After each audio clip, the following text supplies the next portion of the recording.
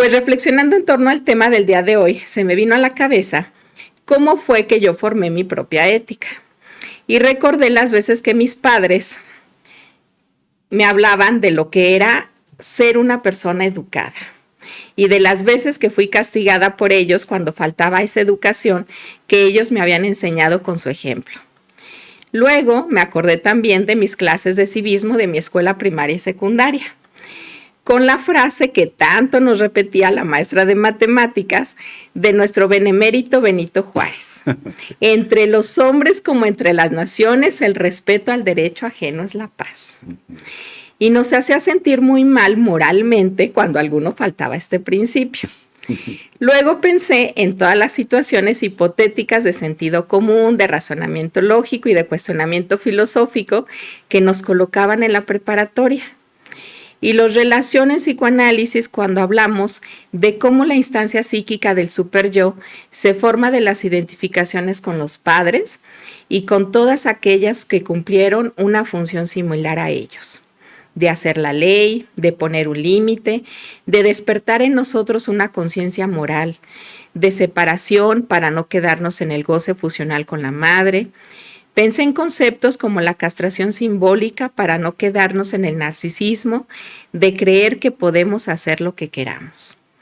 Y bueno, finalmente pensaba en la manera como se nos ha transmitido en esta asociación la formación como psicoanalistas. Sí.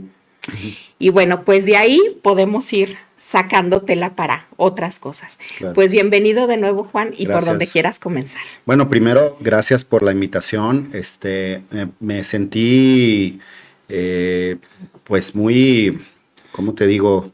Me sentí muy retado, pero también muy halagado en el sentido de la invitación del tema, porque primero es un tema inherente al psicoanálisis. Sí. Yo diría que el psicoanálisis no se puede vivir, el verdadero psicoanálisis no se puede vivir sin ética, ¿no? Sí. Está planteado desde cómo se planteó por Sigmund Freud y posteriormente las instituciones que ha derivado de ahí, la IPA, la International Psychoanalysis Association, lo que entendemos por psicoanálisis, ¿no? Y bueno, se sabe pues que es el trípode, ¿no? Y que está basado pues en esto de primero uno analizarse como terapeuta o como analista, uno tiene que haber pasado por esa ética de uno haberse revisado o seguirse revisando constantemente, analizando los huecos y los núcleos patógenos que todo ser humano tenemos, ¿no? Así es. Sí. ¿Y esto por qué? Porque al final de cuentas estamos trabajando con personas que también tienen sus propios núcleos o sus propias estructuras patológicas, psicopatológicas, que a bien pueden enganchar con el propio, bueno, deben de enganchar en un verdadero proceso, hay enganches, pues, ¿no? Sí. Y luego está la supervisión, que es una maravilla que a mí cuando la conocí, primero me asustó porque pensé que me iban a enjuiciar y me iban a meter al banco de los acusados, ¿verdad?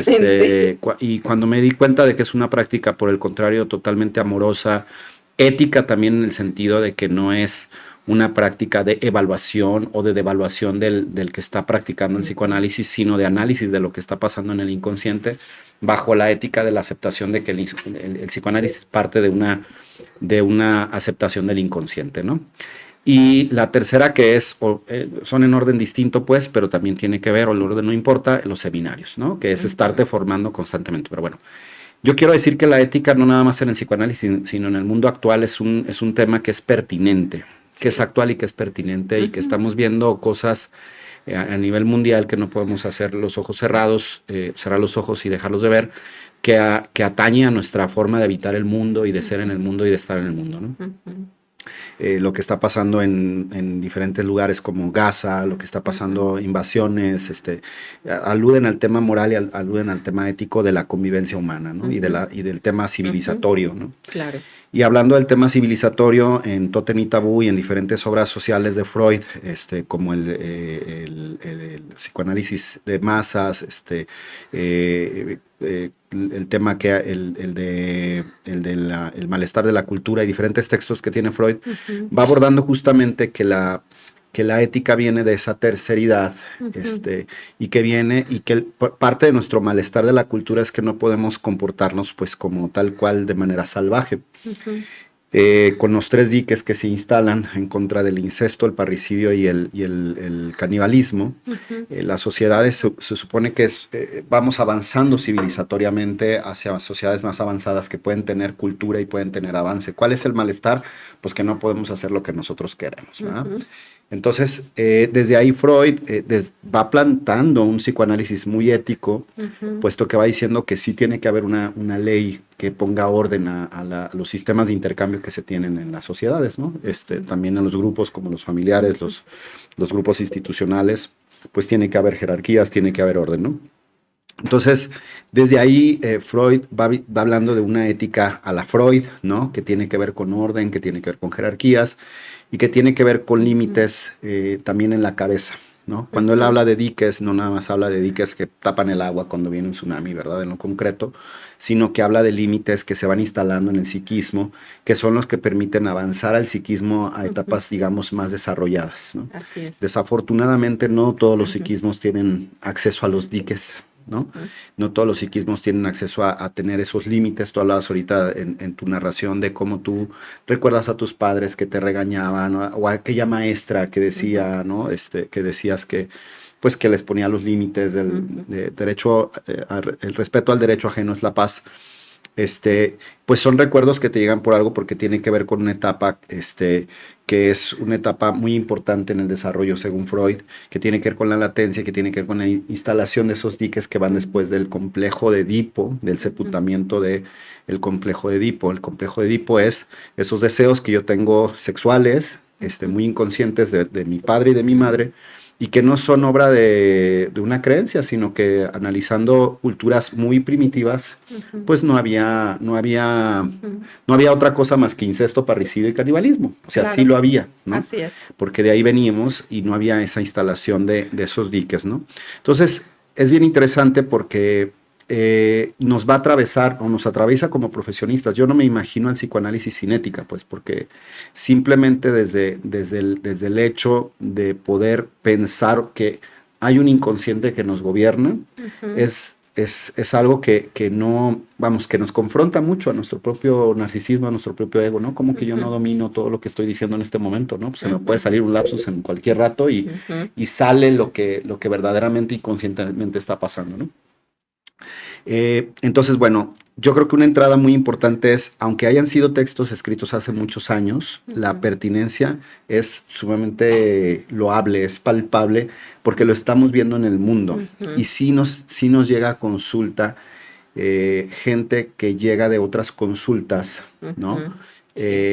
Donde se observaron prácticas antiéticas, digamos, desde una postura humana de respetar al otro, ¿no? Acá tenemos códigos éticos, ¿no? Por ejemplo, yo puedo ser amigo tuyo, compañero de profesión, compañero candidato, pero no andamos hablando de nuestros casos, ¿no? O sea, no viene al caso hablar de nuestros casos si no es en un contexto de formación profesional, ética, para poder compartir información, hallazgos y tal, pero no es un chismorreo, no se debe dar eso. El tema de un horario establecido con un paciente, ¿no? Estarlo respetando el horario. El tema del espacio, ¿no? El tema de tener un espacio propicio para la práctica de la psicoterapia clínica, ¿no? Hablando de psicoanálisis, pues usamos diván, usamos sillón, usamos varias cosas, pero sobre todo usamos privacidad, ¿no? El tema de la secrecía, ¿no? A nosotros, a menos que un juez federal o un juez nos pide información de un caso o donde atente con la vida de la persona, por ejemplo, hablando de cuando atendemos niños o adolescentes, es cuando ya tenemos que actuar de otra manera, pero mientras eso no suceda, lo que ahí se dice, ahí se queda en términos éticos. De hecho, la forma en la que supervisamos me parece de lo más bella en ese sentido, porque ni nuestro supervisor se tiene que enterar de qué persona es. Le ponemos otro nombre. Si se llama Luis, le ponemos Octavio. Si se llama Octavio, le ponemos Pedro. Si se llama Pedro, le llamamos Jesús. Y podemos incluso falsear algunas informaciones, porque lo importante no es que sepa precisamente qué persona es, sino cuál es el cuadro estructural psicopatogénico que tiene la persona para poder ser ayudada, ¿no? Y lo más interesante es que uno sale de supervisión, uno terapeado, ¿no? Claro, porque lo que termina pasando en supervisión, Lacan decía que las resistencias del paciente en realidad son resistencias del propio analista, ¿no? Sí. Entonces, el psicoanálisis no lo podemos pensar, o sea, de veras no se puede pensar sin este eslabón importantísimo de la práctica que es la ética. ¿Y por qué? Porque el psicoanálisis también es un ordenador social, al final de cuentas, ¿no? O sea, lo que va hablando el psicoanálisis, incluso el contemporáneo, también tiene que ver con eso, ¿no? Un ordenador social no como leyes de derecho, sino como un ordenador del deseo, un ordenador de los conceptos, de las cadenas significantes, de los eventos históricos, etcétera, etcétera, ¿no? Entonces, por lo tanto, no podemos tampoco estar fuera de lo que va pasando socialmente y estar muy atentos a eso que va ocurriendo de la propia teoría, ¿no? Hoy en día es muy difícil pensar el psicoanálisis nada más desde Freud, ¿no? Entonces, parte de la ética es también la actualización y van saliendo nuevas posturas más afinadas o más refiladas de las distintas psicopatologías pues, que se van ocurriendo, ¿no? Entonces, como primer punto yo creo que es eso, tiene que ver con la pertinencia. Sí, Freud también le dio en el clavo cuando hace en una de sus tópicas, habla de que ya hay un yo, un super yo y un ello, ¿no? Cuando mete la instancia psíquica del super yo, es cuando más va a hablar de esta parte que tiene que ver con lo social, ¿no? Así es. Y el super yo va a ser esta instancia vigilante que va a permitirle al sujeto sentir culpa, que es vergüenza, que son los diques que se van instalando en el niño chiquito, ¿no? Que en un principio, pues un niño chiquito tiene 4 años, se desnuda y no hay instalado los diques y puede estar así, pasear, ¿no? Sin culpa son los padres, lo de, ay, espérate, ¿no? Hay que ponerte ropita, mi niño, porque no puedes estar así, pues, ¿no? El super yo es muy importante. Ahora, sí hay que decir algo también, por lo que luego se pone difícil el tema de la ética, que está muy cerquita de, o sea, la ética tiene muchísimo que ver con la castración. Lo difícil a veces de trabajar esto es que también nos encontramos en consulta con superyos muy sádicos. De hecho, hay unas, digamos, premisas importantes a entender, que cuando un paciente es más grave, su superyo va a ser súper sádico, ¿no? Y entonces ahí ya no es un superyo de la ley que se acepta y que se asume, sino de la ley que persigue, un superyo más desde la paranoia, ¿no? Entonces ahí es donde también hay que empezar a hilar fino, porque socialmente hay cosas que se perciben desde una paranoia y hay cosas que se perciben desde una ley que se adopta.